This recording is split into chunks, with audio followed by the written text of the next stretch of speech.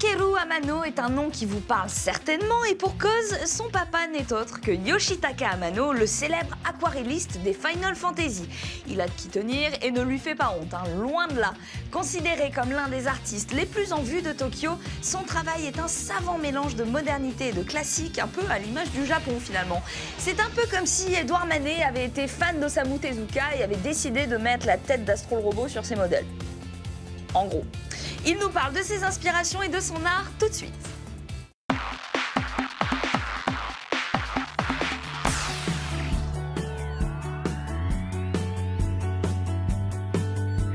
Dans la famille Amano, la pomme n'est pas tombée loin de l'arbre.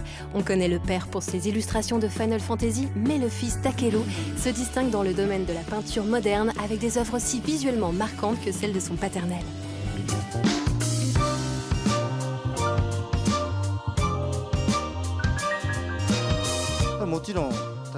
Depuis que je suis tout petit, il y a toujours eu des crayons, des stylos et du papier partout dans la maison.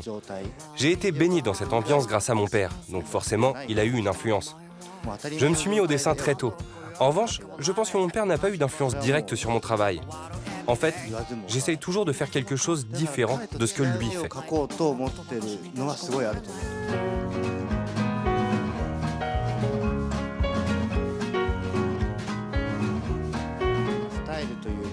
Si je devais décrire mon style, je dirais qu'en gros, je reprends les icônes de l'art classique et je leur donne un ton plus moderne. Ce que j'essaie de faire, c'est de prendre l'ensemble des composants et de les simplifier le plus possible. Cette technique me permet de faire ressortir les éléments les plus importants dans chaque thème de composition. Pour moi, la simplicité est primordiale. Elle permet de comprendre l'œuvre en un seul coup d'œil. De cette façon, les gens peuvent tout de suite réagir à ce qu'ils voient.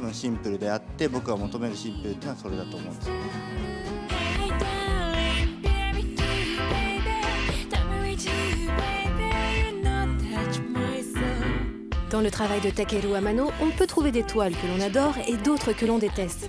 Ces œuvres fonctionnent sous la forme de séries, toutes très différentes. Mais il n'y a rien d'étonnant à cette diversité picturale quand on sait que l'artiste trouve ses influences aussi bien chez Kisarin que Michel-Ange ou encore Giger.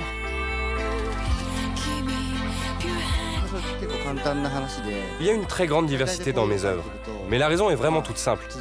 Lorsque je dessine des personnages dans le style cartoon, à un moment je m'en lasse, alors j'essaye de faire quelque chose d'autre. Par exemple, je vais me mettre à dessiner des paysages, et après je me dis je vais faire un truc plus stoïque, plus pointu, donc je fais des diamants. En vérité, j'aime tout dessiner, mais en ce moment j'aime beaucoup créer des nus, et des nus un peu cartoonesques.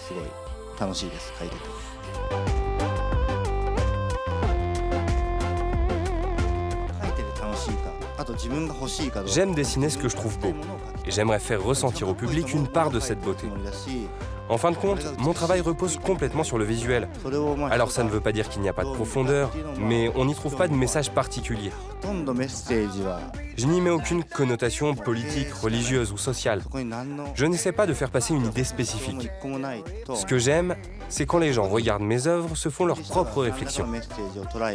Quand ils s'inventent un message personnel et qu'ils se font un avis ensuite.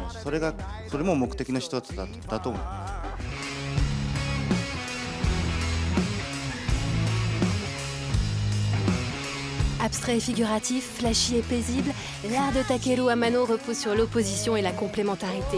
Il continue aujourd'hui se jouant en associant l'art et le marketing. Il propose maintenant ses œuvres sur d'autres supports comme des coussins ou des casquettes, de quoi conquérir un autre public et sortir définitivement de l'ombre de son père.